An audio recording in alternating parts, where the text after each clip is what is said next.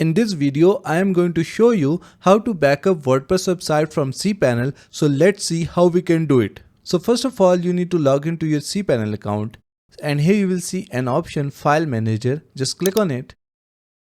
File Manager contains all the website files. Now at first we will download our website files. So we are going to click on public_HTML, and here are all the files of our WordPress website. Now to download our website files, so we are going to select all the files from here, or you can press Ctrl A from your keyboard to select all the files.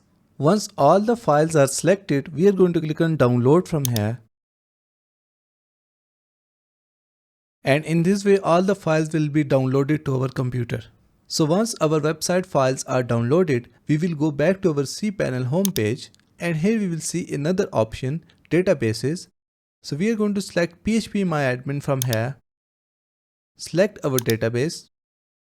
Now we will select all the tables from here, and then click on this drop down with selected. Click on export from here, and then click on go. And in this way our database will be exported.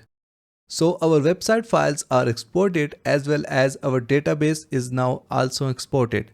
So this is how you can take the backup of your WordPress website from Cpanel.